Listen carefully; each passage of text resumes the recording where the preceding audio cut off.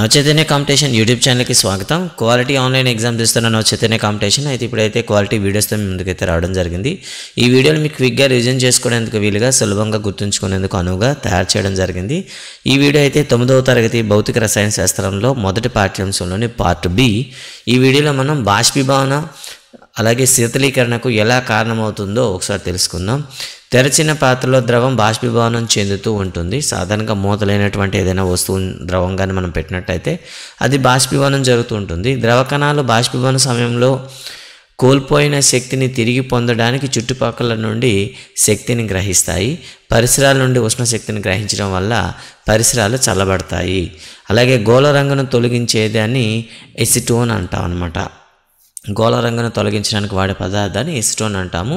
అరచేతిపై కొంత ఎసిటోన్ పోసుకుంటే అరచేతి నుండి లేదా పరిసరాల నుండి శక్తిని పొంది బాష్పీభవనం చెందడం వల్ల అరచేయి చల్లగా అనిపిస్తుంది. ఎండ వేడి ఎక్కువగా ఉన్న రోజుల్లో ప్రజలు పైకప్పు లేదా మైదానంలో నీళ్ళని చల్లుతూ ఉంటారనమాట, ఇంటి పైకప్పున. ఇది నీటి యొక్క అధిక బాష్పీభవన గుప్తోష్ణ వేడికి గల ఉపరితలాన్ని చల్లబరుస్తూ సహాయపడుతుంది. బాష్పీభవనం కారణంగా శీతల ప్రభావాన్ని పొందే నిజ జీవిత ఘటనలకు ఉదాహరణ అంటే వేసవిలో మనం నూలు దుస్తులు ధరిస్తాం. బాగా చల్ల నీటిని కలిగి ఉన్న గ్లాసు బయట ఉపరితలంపై నీటి బిందువులను చూస్తూ ఉంటాం అన్నమాట. వేసవిలో మనం నూలు దుస్తులు ధరిస్తాము. వేసవిలో మనం శరీరాన్ని చల్లబరిచే ప్రక్రియ వల్ల మనకు చెమటలు ఎక్కువగా వస్తుంటాయి. బాష్పీభవనం జరిగే సందర్భంలో ద్రవ ఉపరితలంలోని కణాలు పరిసరాల నుండి లేదా శరీర ఉపరితలం నుండి శక్తిని గ్రహించి ఆవిరవుతాయి. బాష్పీభవన గుప్తోష్ణం సమానమైన శక్తి శరీరం నుండి శోషించడం వల్ల శరీరం చల్లబడుతూ ఉంటుంది. అందుకే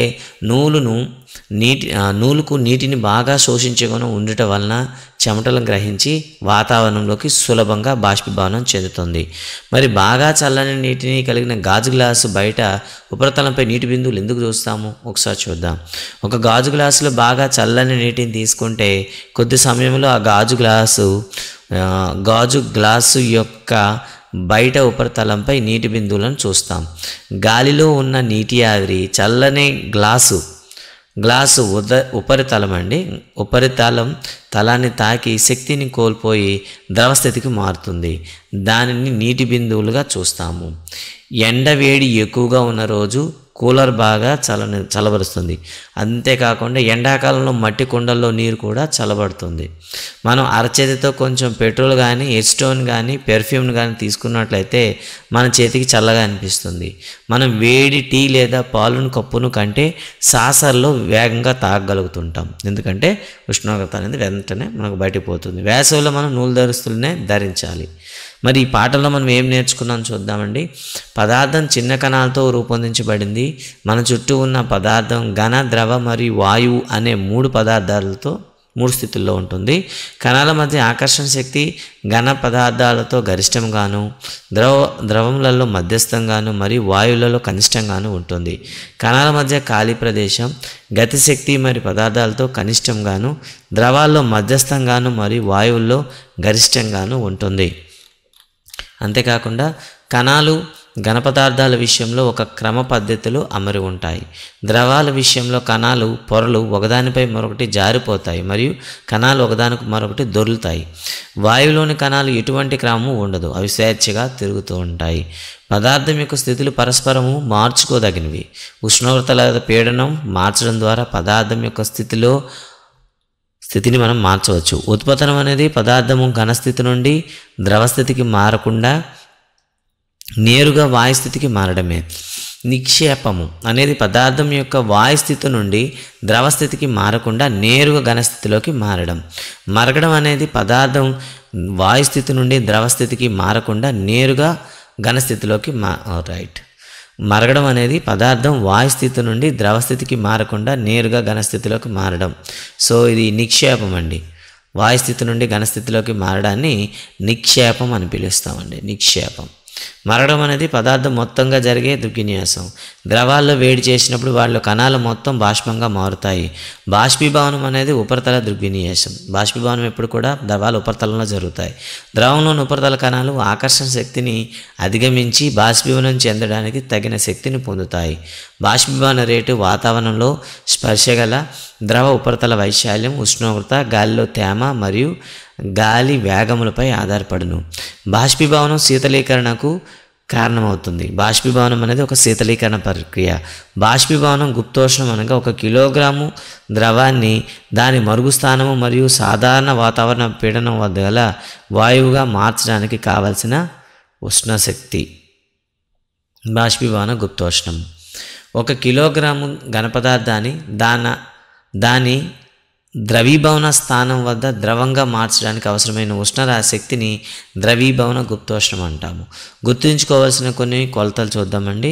ఉష్ణోగ్రత కెల్విన్ కే అండి, పొడవు మీటరు మీ అని రాస్తాము, ద్రవ్యరాశి కిలోగ్రాము కిగ్రా అని రాస్తాము, బరువు న్యూటన్ న్యూ అని రాశారు, ఘనపరిమాణం ఘనప మీటర్ లేదా మీటర్ క్యూబ్, సాంద్రత వచ్చి కిలోగ్రామ్ బై ఘనప మీటరు అంటే కిలోగ్రామ్ బై మీటర్ క్యూబ్ ఉండాలి లేదా kilogram into metre power of -3 ఉండొచ్చు.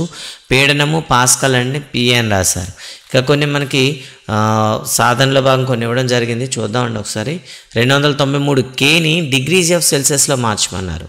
సో డిగ్రీస్ ఆఫ్ సెల్సియస్లో మార్చమంటే -273 చేయండి. అలాగే ఇక్కడ చూడండి 470 కూడా మార్చేటప్పుడు 293 మైనస్ చేయాలి మీరు. ఒకవేళ కెల్విన్లో ఇచ్చి డిగ్రీ సెల్సియస్లో మార్చమన్నారు అనుకోండి, మనం ఏం చేస్తాం, మైనస్ చేస్తాం. అలా కాకుండా డిగ్రీస్ ఆఫ్ సెల్సియస్ ఇచ్చి కెల్విన్లో మార్చమంటే యాడ్ చేస్తారు. 25 + 273 373 + 273 ఇలా అనమాట. వీటికి డిగ్రీస్ ఉండవు, జాగ్రత్త పడండి. ఇక నాఫ్తలిన్ తీసుకున్నాం అనుకోండి, అంటే నీ నాఫ్తలిన్ అది సాలిడ్ నుండి డైరెక్ట్గా వాయు రూపంలోకి మారిపోతుంది ఘన పదార్థాల నుండి. అత్తర్ అంటే పెర్ఫ్యూమ్ అండి. ఈ పెర్ఫ్యూమ్ అనేది మనం ఒక రూమ్లో కానీ మనం కప్పు తీసినట్లయితే సో మీటర్ అంటే 1 మీటర్ దూరం వరకు వ్యాపిస్తుంది అనండి, కొన్ని మీటర్ల వరకు వ్యాపిస్తుంది, అంటే నిజానికి గది అంతా వ్యాపించేస్తుంది. గది ఉష్ణోగ్రత వద్ద నీరు ద్రవ రూపంలో ఉంటుంది.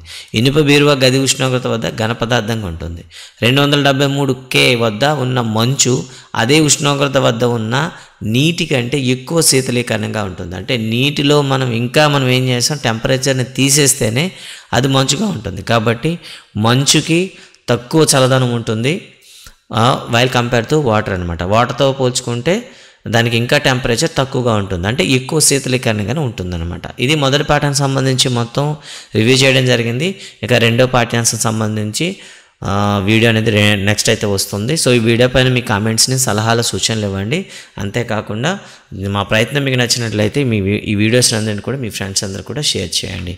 Thank you very much.